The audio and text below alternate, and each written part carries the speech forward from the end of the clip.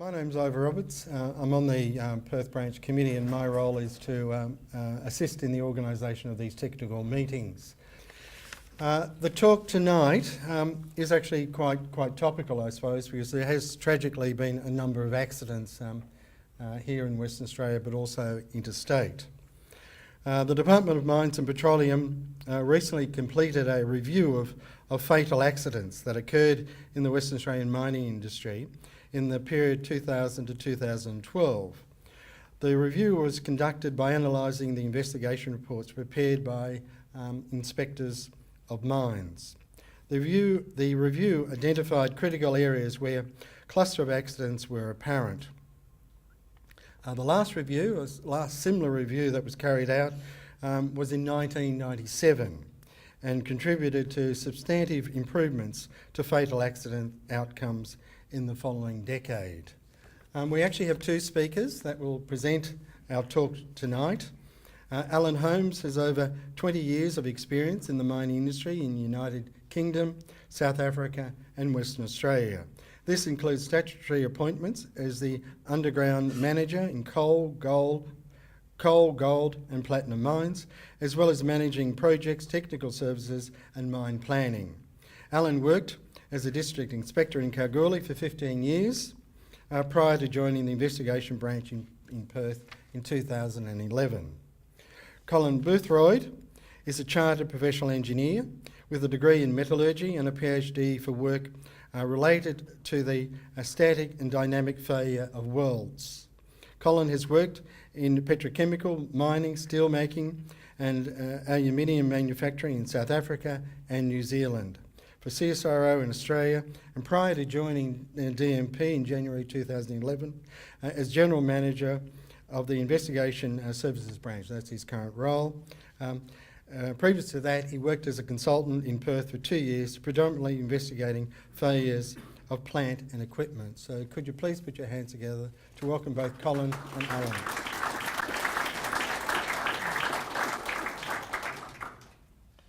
Thanks, Ivor. Just a couple of words before Alan gets into the real investigation, the real topic of tonight's presentation. This is a very important project that was conducted at the Department of Mines. As Ivor indicated, I run the investigations branch for the department, and our prime role is to improve safety outcomes by investigating fatal, serious injuries and accidents where there's a high potential for injury but where no injury actually occurred. And the purpose of doing the investigation is to identify what can be changed or what needs to be changed so that it doesn't happen again. But that's a reactive part of our work. And we identified quite early on that there was a proactive role for us. One of the proactive roles is to look at the data set that the department holds. It's a unique data set. It doesn't exist in its entirety anywhere else. And we can look at, for example, in this case, fatal investigations which have been conducted over a period of 10 years across the entire state and draw out of that data set useful information for industry, information which will assist industry to minimise the possibility of those fatal accidents occurring again. And that's the reason for us doing this work. And for Alan spending the best part of 3 or 4 months going through files, identifying trends and looking for clusters. Thank you very much.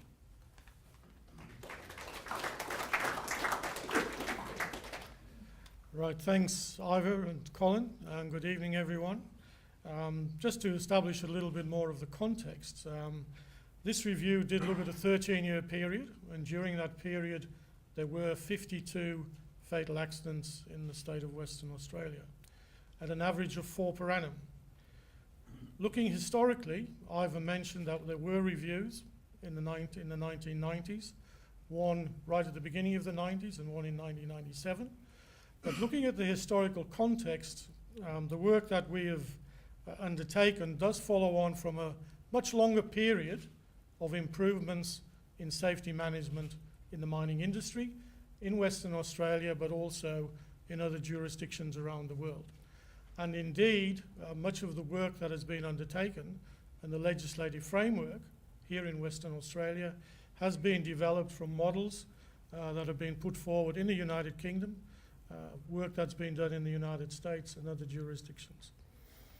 If we go back to the 1940s and the 1950s, we would find that the fatal accident rate was 2 per 1,000 per annum.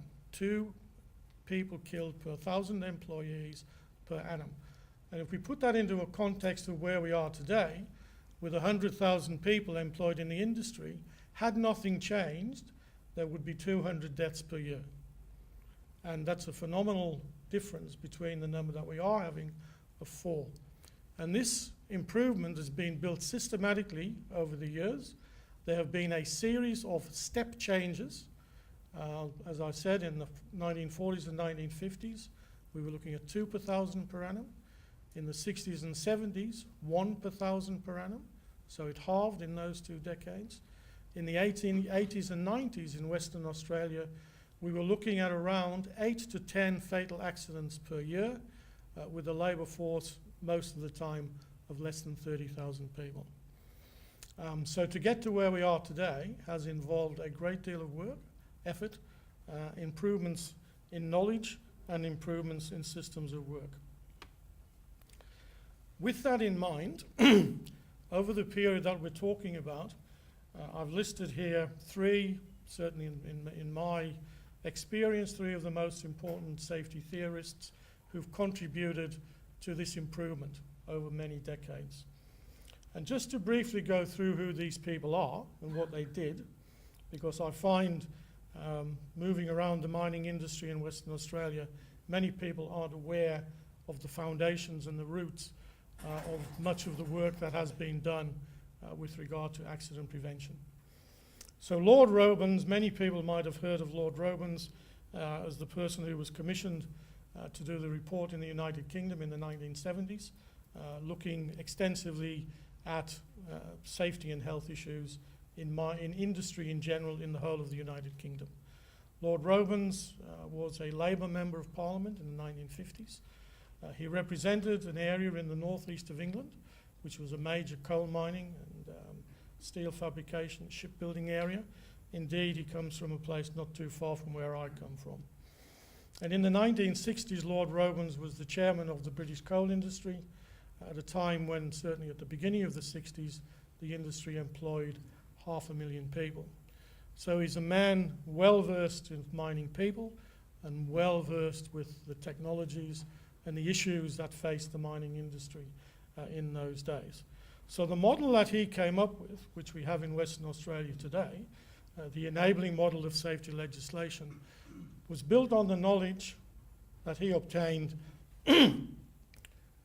with sort of 20 years association with the mining industry and people in it.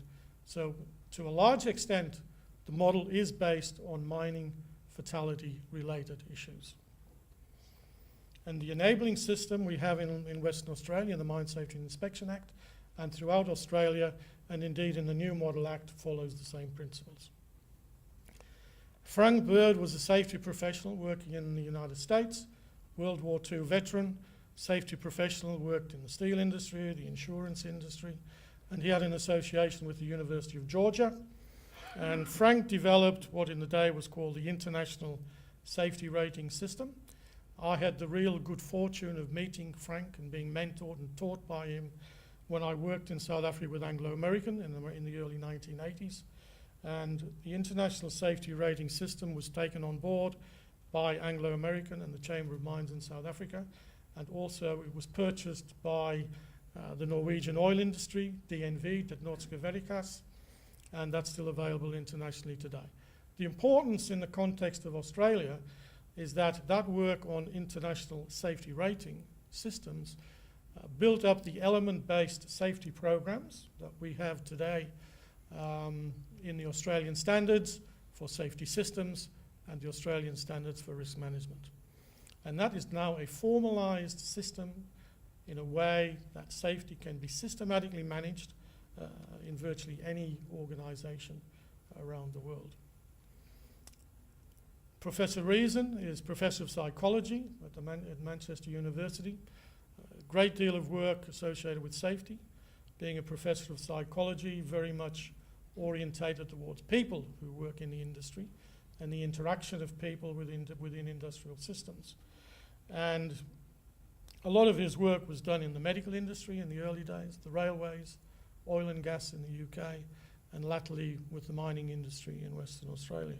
In Australia, sorry, more with the Queensland people.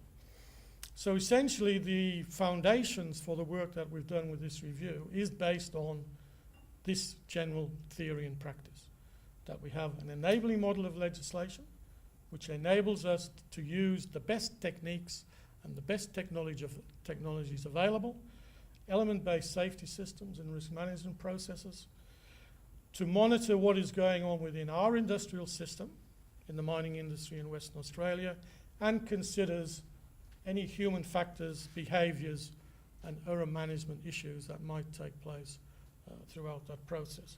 So we need to understand that we're looking at systems-based processes, but also that these can be heavily influenced by the knowledge and the understanding of the people and the behaviours that they have within those systems.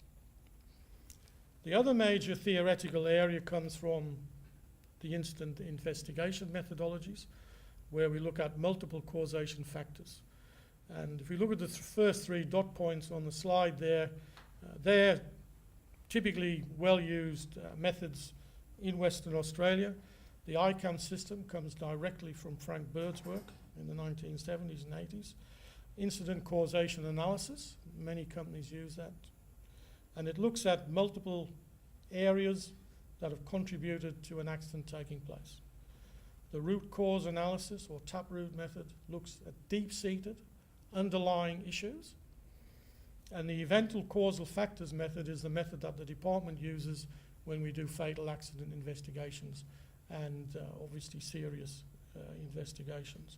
So those three methods consider that there are always invariably multiple causation issues that need to be addressed, that incidents need to be analysed in detail to understand the environment that contributed to that accident taking place. There are underlying and latent conditions behind every accident that occurs. That terminology is from Professor Reason. There is invariably a sequence of events which result in some sort of active failure, the final straw, the final trigger when someone is injured. So when we were doing the research and reading through the investigation reports, this is the background information that we were looking for. We were trying to look at the total environment that contributed to that accident in full knowledge of the causation factors that might be at work. Now, coming from I'm not going to spend too much time on this one, but coming from a regulatory area at the moment, the employer's duties, right? Everything that we do is framed within the legislation, and the employer's duties is to provide a safe working environment, so far as is practicable. And if we look at the dot points, which are from Section 9 of our Act, we see the different elements that are required to be considered in preparing a safe working environment for employees. And these elements in large part contribute to or directly dissolve or revolve from the element-based processes. So we need to provide a safe workplace, so we look at the physical conditions. Safe plant, right, so the equipment that's being used needs to be properly designed and prepared, and the systems of work need to be developed and thought through so that we provide a safe environment. People are then informed, trained, instructed, supervised in the systems of work, and they should be developed, all these processes, with the full consultation of the employees and of the safety representatives. So the bottom three dot points, PPE and the arrangements for maintenance, for cleaning of plant, and similarly for the use and disposal of substances. Part of the regulatory model, so this talk that we're doing today has been presented to a wide range of audiences, right from the shop floor to contractor groups, to employer groups, to executive groups around the state. And the employee's duty within the context of the legislative model is to look after his own safety, his or her own safety, do nothing to adversely affect others, and in short, do the right thing all the time, to report any incidents and hazards to employers, and to assist with the development of the safe systems in cooperation with safety representatives and safety committees. So everything really flows together from the theory, from the knowledge that has been developed over the last 50 years to come towards the context that we used when we analysed the accidents that we were looking at. Now, the objectives of the review ultimately is to stop people being killed and injured. And as we've heard in the last few days, there have unfortunately been a number of deaths in the mining industry very recently. But the purpose of this review is to help people, help organisations and help individuals to improve their systems so that we prevent this type of thing from continuing. So we're looking to identify common causation factors. We're looking for trends and clusters, and then we look to analyse the data to see if we could find any hazards and critical activities. So to use the term critical activity, just to describe that, again, it's a Frank Bird term, and in the context of what we're doing, an employee might do 50 tasks in a day, and within those tasks there might be 100 or so different activities that he gets involved in. Some of those activities might, if not carried out correctly, result in him being killed or seriously injured. So that's what we're really talking about as a critical activity. What can we do today? What are we doing today that if we don't do it correctly can actually cause us to be killed or seriously injured? So once we've done some analysis, was to provide information to stakeholders. Now we've been providing this presentation in similar form for about 6 months now to different industry groups. And for your information, the presentation is available in a toolbox format on the department's website. We made presentations during the annual Safety Roadshow this year in the regions and in Perth. And this whole review is available now on the web for anyone to use on the mines. The methodology has already been mentioned. We looked at the actual incident reports, or the final reports that were made by the inspectors conducting the investigation. All these reports are done in a similar format. Obviously, there might be areas in one that are not as relevant as in others, but they're all conducted in the same way. One thing I must mention, when we go through some of the slides, you might see that some of the numbers don't add up to 52. We are dealing with a small sample, and not every investigation covered all the same things. So in terms of looking at the breadth of the industry, the numbers of people employed, we are dealing with a very small sample of hazards that came together in a certain way to cause someone to be killed. Now, the first background factor that we need to understand is the number of employees who have been working in the industry. I've mentioned already that there were 52 deaths, so we see 2 of those were in exploration and 50 of those were in mining. And I don't want to spend too much time on the numbers on this, but we will see that the numbers of people working in the industry grew phenomenally in the period under review. In 2000, we had a total of just under 40,000, and by the end of the period in 2012, very close to 100,000. And indeed, there were increases in numbers in all the major sectors. So we have 2 fatalities in exploration, 50 in the mining sector, total starting just under 40,000, just under 100,000 at the end, and growth in each area, So this is surface employees from 35 to 85,000, underground employees from 3,500 to over 10,000. In the exploration industry, less than 1,000 at the beginning, peaking at 4,000, and then dropping to just over 3,000 last year. So what many people don't realise is the extent of the growth, the fact that we've had people coming into this state from all over the world, from different states in Australia, and many of these people were not familiar with the mining industry at all, simply because of the location of where we are and the rapid growth in the major projects that were taking place.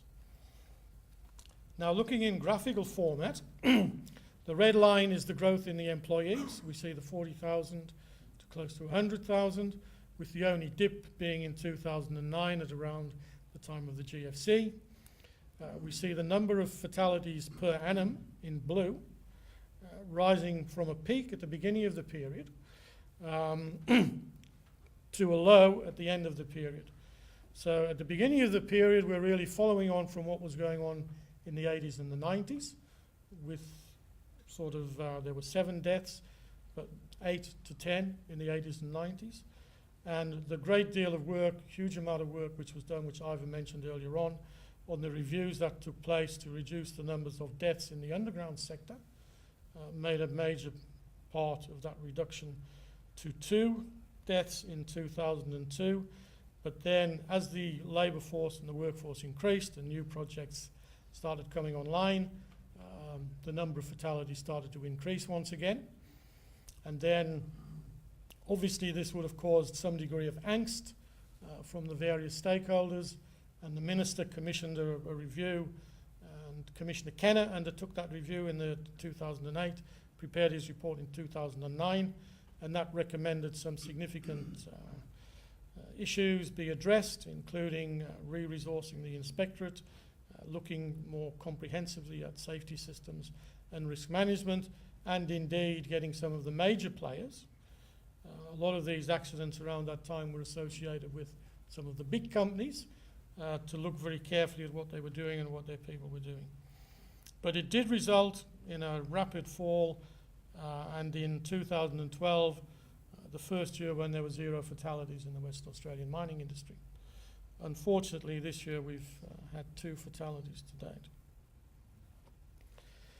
The next 2 slides are just 2 lists to show some of the factors that came about. Now, a lot of these factors we didn't start with as factors, but as we were reading through the information, it became apparent that there were some things at work, some we thought might be, and some were quite different to what we had expected.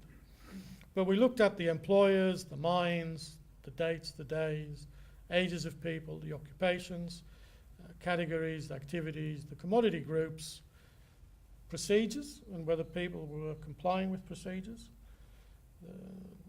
whether people were working in accordance with OEM procedures, and the final triggers that were taking place.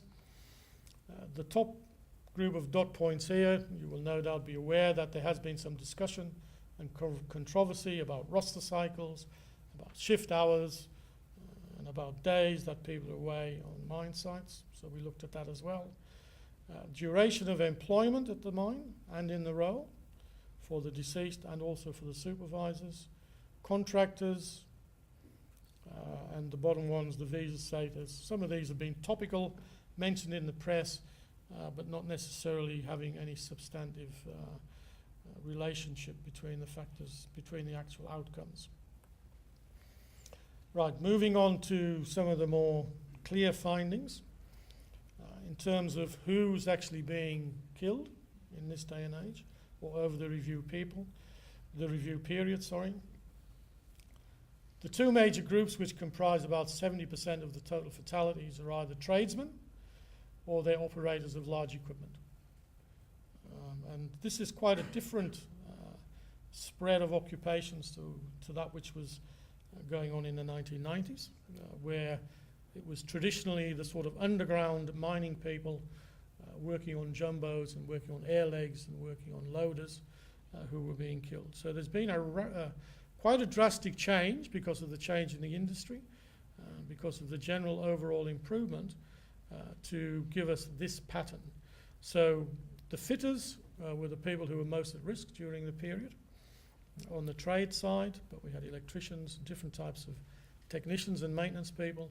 And then on the operator side, you can see the list there yourselves, but the haul truck drivers were on top of the list.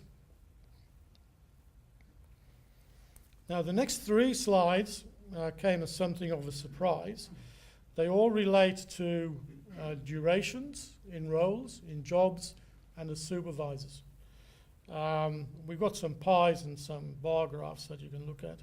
But the 3 graphs taken together will show that the first year that people are involved in new mines or new roles is incredibly important. And this first one, if you look at the 0 to 12 months in the job on the bar in the red, and you look at the following numbers and kind of average them out, the first year is almost 3 times more risky than the years after that.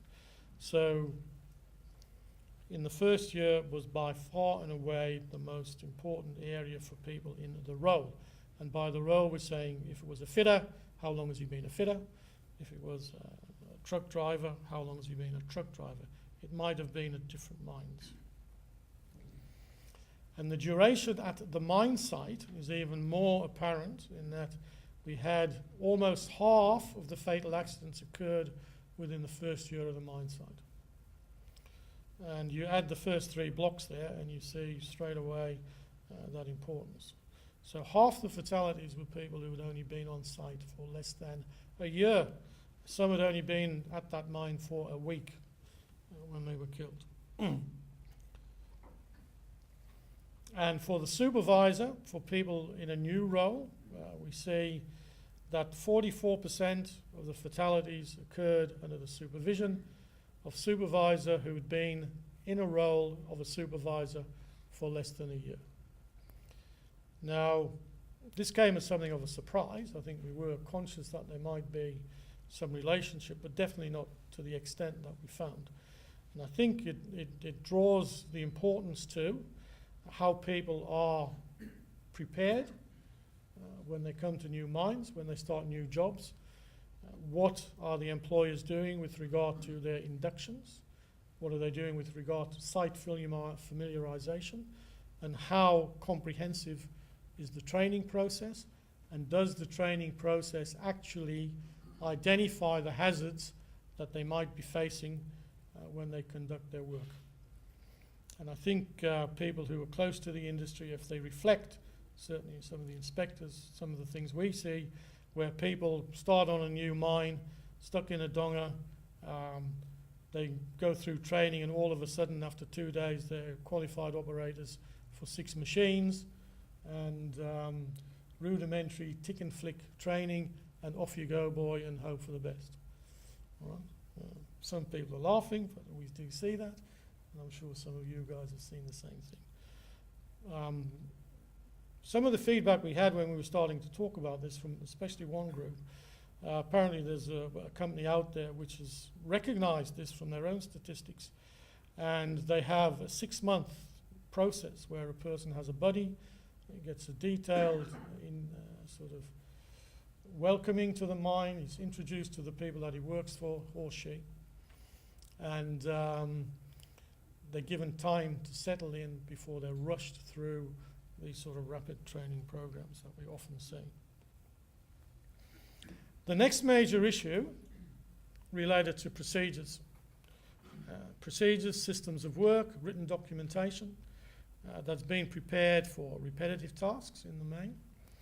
And what we saw, and again quite a surprise, was that in almost 3/4 of the fatalities, there was a procedure in writing at the mine which addressed the hazard which caused the fatality to take place. And for some reason, in totality, 62% of people were not complying with that procedure for some reason, and the reasons seem to vary quite a lot. And only in 11% of the fatalities were they complying with the procedure. And in 27% there was no procedure at all. So let's put this into some sort of context in terms of training, in terms of discipline, in terms of knowledge of hazards, and in terms of the simple technique that is called hazard and precaution-based safety, which says if there is a known hazard and there is a known precaution, that is basically what you do. That is what you teach people, that is what you supervise people to, and lo and behold, there is this potential to get some rapid increase in safety performance.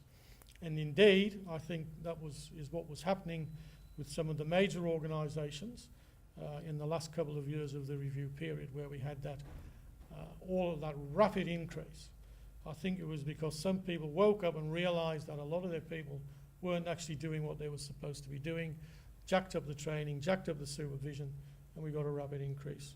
And that's why. Because 3/4 of the fatalities, known hazards, known precautions, known procedures. Where there was no procedure, that was normally in a situation where there was some change, where there was a change in process, a change in the system of work, a new machine, or something along those lines. And in that case, we really need to see much more detailed and comprehensive hazard identification and risk assessment processes before the jobs actually started. All right, I said earlier on, and I'm sure you're aware, that there has been a lot of discussion and there has been a lot of controversy about rosters, about days, and about hours of work and lengths of shifts. Now, in all my years in the industry, which is over 40 years now, I have yet to see anything which says there's a particular roster type that's problematic, or anything that specifically scientifically says there's a problem with a particular day in the week, or there's a particular problem with a length of a shift. And I've listened to a lot of presentations, and I've still not seen anything which says that there is, and we certainly found no trends in the different types of rosters, no trends for days of the week. But what we did find is this bar graph that we've got here, which might have some merit and might explain what is actually going on with people and why people are making errors, why mistakes occur. And indeed, we had some constructive feedback from one organisation which said, well, they did a review, it was a large organisation, of around 700 accidents that had taken place within their organisation, and they found exactly the same as this. So let's just go through what we've got here. What we're looking at along the bottom is the time of the day, and we started at 6 o'clock in the morning. We went right through the 24-hour period to 5:59 the next morning. Now, the majority of organisations in the mining game are working 12-hour shifts, and a lot of them start at 6, not all of them. Some do start at 7. But what we found was these clusters between 3 o'clock and 6 o'clock in the afternoon, which, lo and behold, does correspond to the end of a normal 12-hour day shift. But if we look at the end of the night shift, we find that the end of the night shift is actually one of the safest periods. So it doesn't really imply that it's the actual length of the shift that's problematic. The next sub-peaks occur 5 hours into the shift at 11 o'clock in the morning and 11 o'clock at night. And then on the night shift, we've got fewer people. There's another step up at 3 o'clock in the morning. So if we consider what people might be doing in accordance with their normal daily activities and sort of human biorhythms, and what happens on a FIFO site or Dido site, people might be dragged out of bed at 4 or 5 o'clock in the morning, which most people are not all that happy to do. They then seem to be going fine for the first 2 or 3 hours. But then when we start getting 5 hours in, it would seem that perhaps if they're working continuously without a break for too long, after 5 hours they seem to be making more errors and having more accidents. And then if they do have a break, and we get towards now the end of the day shift, where a lot of people might be pushing to get things finished, normally more people working on day shift than night shift, a lot of construction work, a lot of work to be established for the next crew coming on, a major problematic area. The new shift comes on and they're nice and fresh, but after 5 hours they're all tired. But it's now night shift and it's 11 o'clock when it's the normal time for everyone to go to bed. So these are some thoughts that we're putting out here. And then the next little peak is at 3 o'clock in the morning, the dead of night, which is when everybody should be fast asleep. And then everybody starts waking up for dawn and they're starting to feel fresher and ready to go away. Now, those thoughts we've put out in all the presentations that we've made. Again, it's a small sample and it's not conclusive, but we have had some positive feedback, but I think it does emphasise the importance of managing people through 12-hour shifts and being conscious of what they might be doing and what the employees themselves actually know they're doing and the times that they might lose concentration, fall asleep, and have a higher propensity to make a mistake. So the fitness for work issue does not just relate to drugs and alcohol. It relates to being prepared and fit to do 12 hours work so that you don't make an error and hopefully with this sort of knowledge don't become fatigued and you actually concentrate on what you're doing all the time. A lot of the fatal accident reviews that we looked at, the reports, seem to show that there had been this really short-term lapse of concentration where somebody had made a mistake and as a result they were killed. Related to the sort of propaganda that we see, or promotions rather, that we see for road safety, where the message is don't drive more than 2 hours at a time, take a break, get your concentration back, have a little walk around, have a cuppa, smoko, rather than just having one break 6 hours into a shift.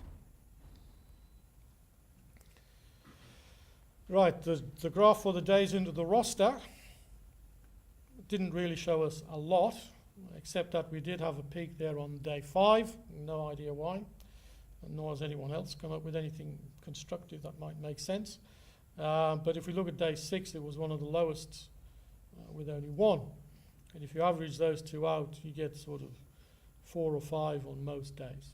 And certainly there was no indication that longer rosters were more hazardous than shorter rosters from the actual reports, from the actual fatal accidents that took place. Similarly, nothing really conclusive about the age groups of the people that we were looking at. The youngest person who was killed was 18 and the oldest was 62. You might say there's a bit of a concentration between the age of 18 and 32 where we got 44% of the fatal accidents. But if we look at the age groups in the upper 40s and the upper 50s, still pretty significant numbers. Age groups didn't really show much at all again. What did stand out was the commodity groups and the types of mines that people were working. So again, for the 13-year period, the gold sector was the most dangerous area. And if we combine the gold and nickel sector together, we get 56% of the fatalities were in those two areas. And we put those together simply because many of the gold and nickel mines are in the same regions of the state and working in the same types of geotechnical environments where we have highly stressed rocks at pretty shallow depths compared to the rest of the world, and a high concentration of underground mines in the gold and nickel sector. Iron ore, up to a third, and certainly increasing towards the end of the period as more and more people were engaged in the iron ore industry. And then the others, the limestone, the sands, the diamonds, HBI, which is no longer in existence, and alumina contributed together 11%.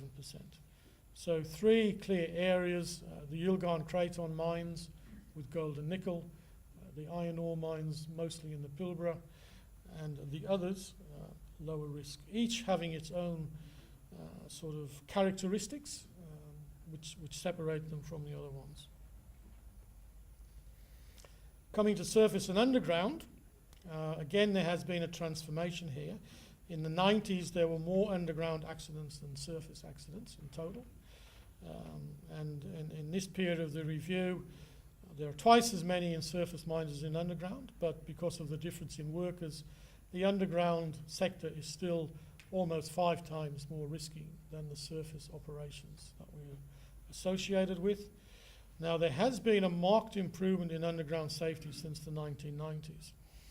The review that Ivor mentioned in his introduction in 1997 looked at a 3-year period when there were 25 fatalities. 14 of those were in underground situations, and 11 of those were rockfalls. In the last 3 years to date, there has not been an underground fatal accident.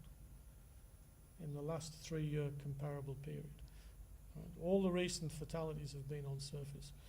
So the technologies and the work that was done from the 1990s, which looked at engineering changes and elimination of hazards on the priority list, has made a phenomenal difference to the total overall performance.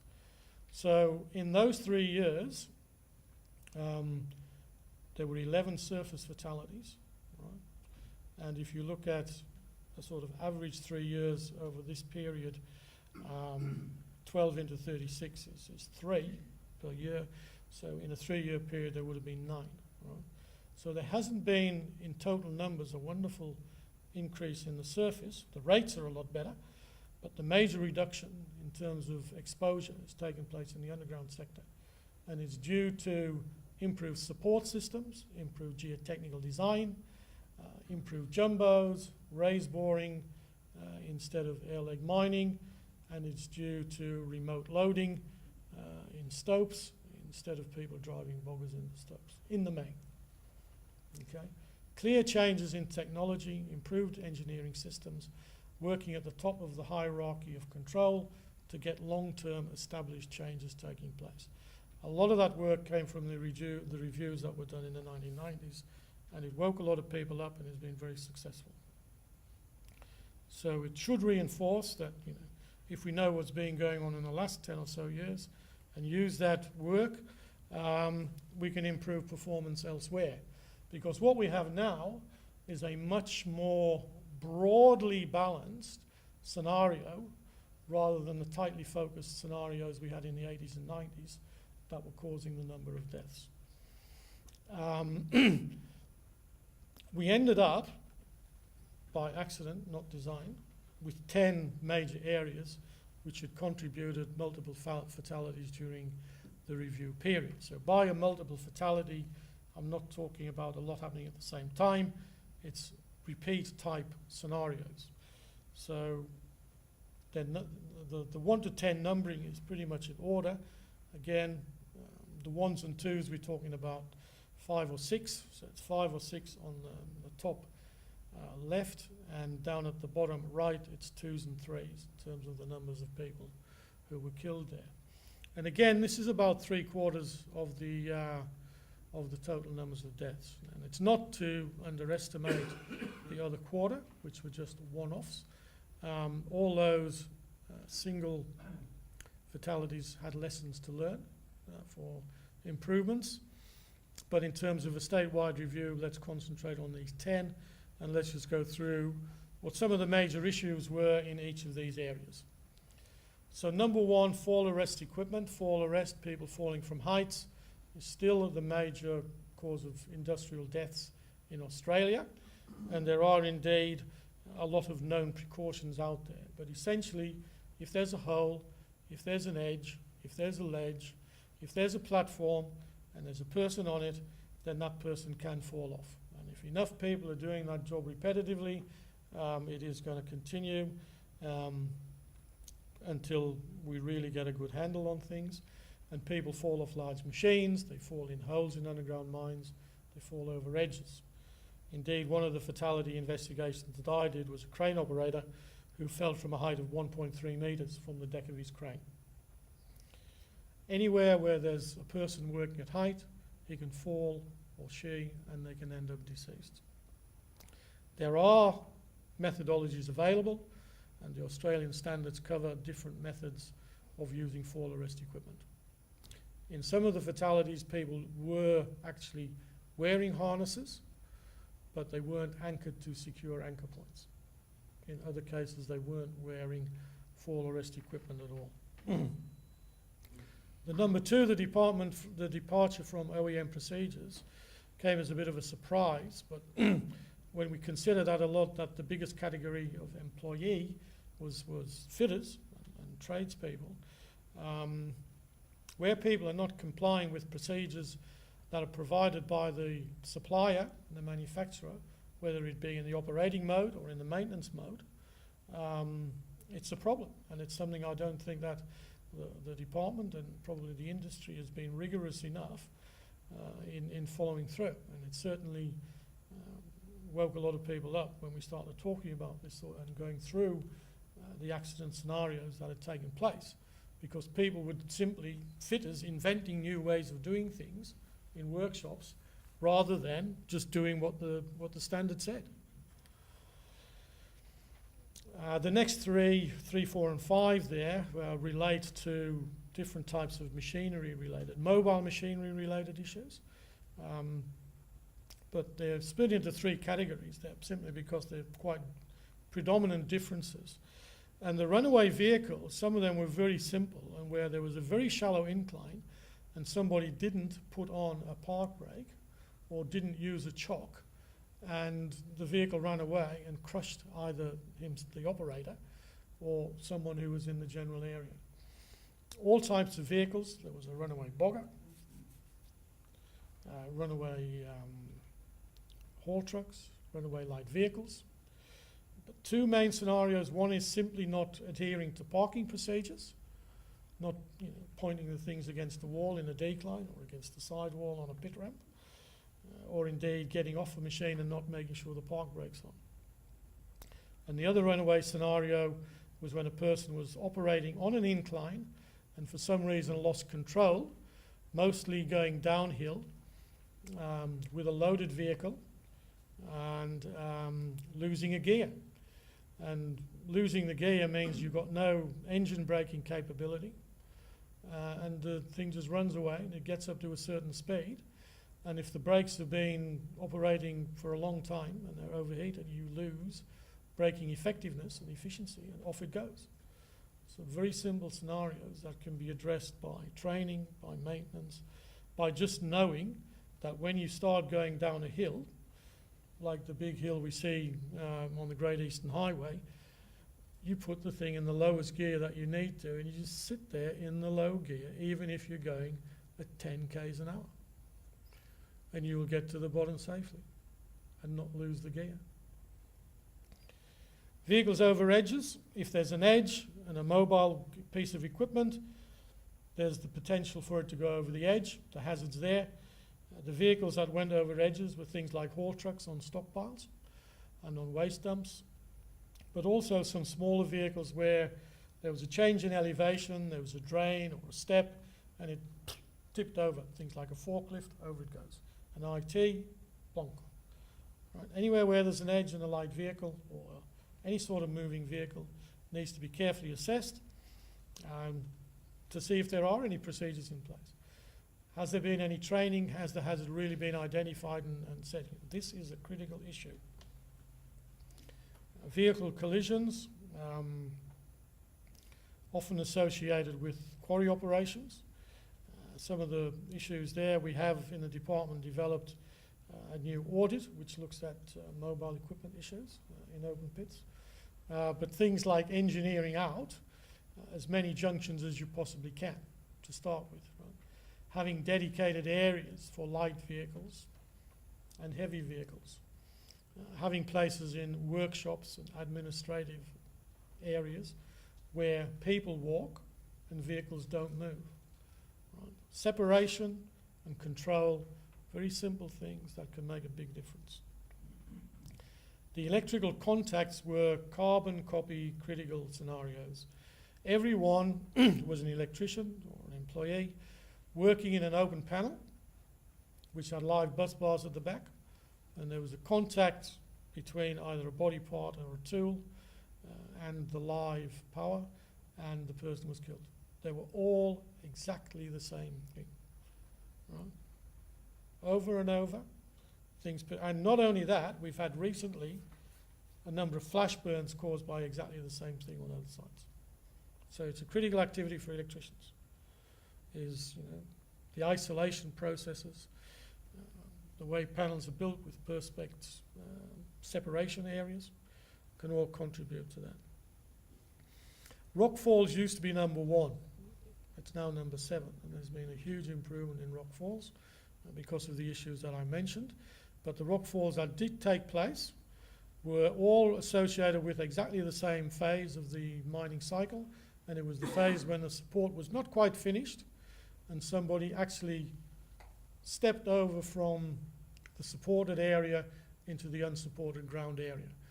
In some cases only by a metre or so, at the wrong time in the wrong place.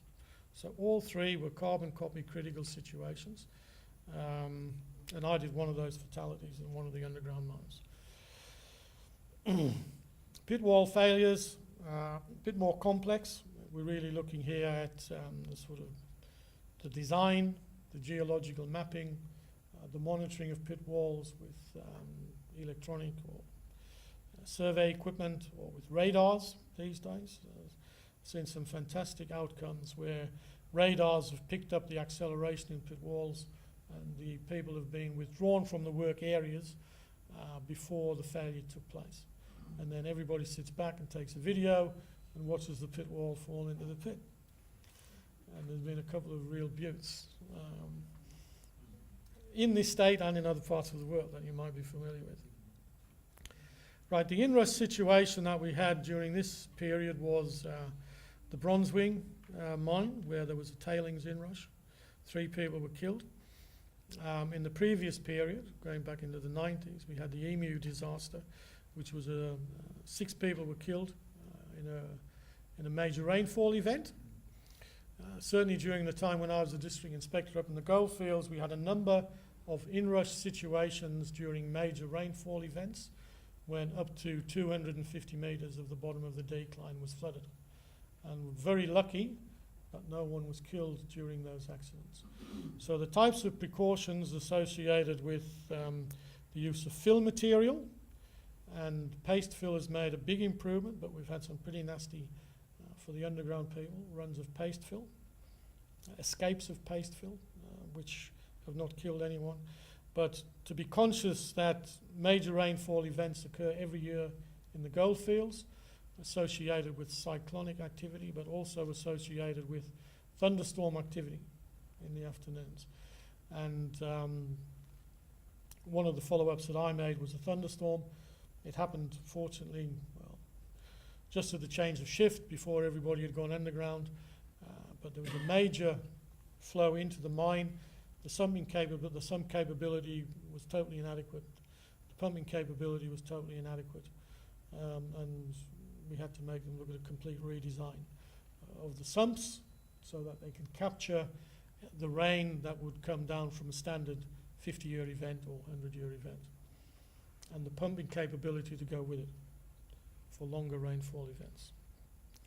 Tyre handling is the 10th one, and the tyre handling, 2 major sources of energy: one, gravity, simply because they are so big and can fall on people, and the other one because of the compressed air and the pressure that's in the tyres, where they can blow up and kill people. And on the roadshow that we presented, that we had one of these tyre failure trials, and I was actually quite amazed at the amount of energy that's associated with these tyres and how they can blow up and take tyre cages with them, blow rims all over the place. It's not surprising that people can be killed. I am aware that the Chamber has been busy with a specific exercise over the last year or so on that same issue. So the Chamber is obviously conscious that it is a major problem area. So they're the main areas that contributed to the fatalities during the period, and we hope there's something in there for everybody to take away and start looking consciously at these critical activities so they can make improvements and changes. And some of them are very simple, very easy to solve if people know what they're about. Some of the things that didn't make such a big difference, we got the list there: the mine, the employer. Some employers did have spells, some of the big companies, where they were in the public eye, for want of a better way of putting it. But the rosters, the days, the visas, the different maintenance production operations didn't really stand out. We're looking at a very generalised, broadly based situation where everybody needs to be conscious of the hazards that are around them. So the areas that we have down on our list as potential areas that people can take on board and start looking at their workplaces. Make sure you identify all the critical hazards that can actually cause somebody to be killed or seriously injured. And just ask people, what are you doing today? If you do something wrong, what can happen? Is there a procedure for it? Can it kill you or not? And some things will be very simple and easy to solve, others not so. The principal hazard management plan concept is coming in with the new legislation, so far as I understand, when it eventually arrives. But many of the big companies have got similar things anyway. A principal hazard is something which can cause a multiple fatality from one event or repetitive single fatalities. And they're mirrored in the 10 critical areas, with the exception of fires and explosions, where we had, and explosives, sorry. So we didn't have anyone killed with a fire. We had one explosion at the HPI plant, and we had one person killed with explosives. So they would be within the principal hazard management plan area. Make sure there are written work procedures for repetitive tasks where people can be killed or seriously injured, and involve the employees in the process. It's part of the legislation, but any good manager knows that if people are involved in the decisions, they are more likely to be committed to the outcomes and doing the things correctly. The training processes for employees and supervisors must identify the hazards associated with the work that people are doing. It's not just a question of showing someone how to do a job. The training processes today must identify the hazards associated with the work involved.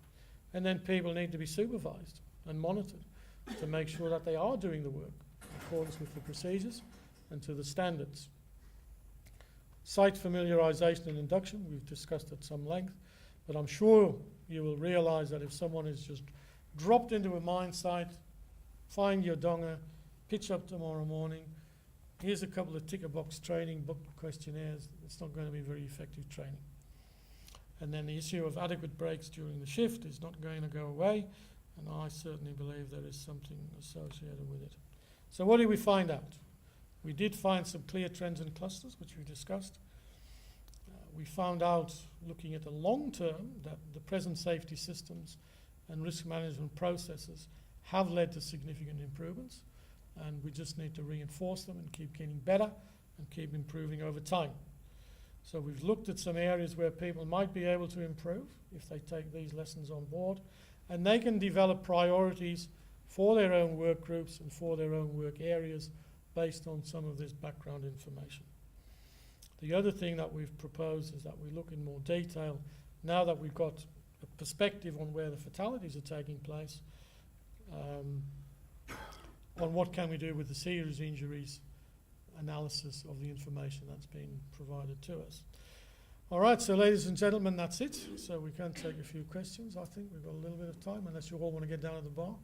But hopefully you've got some benefit from the presentation.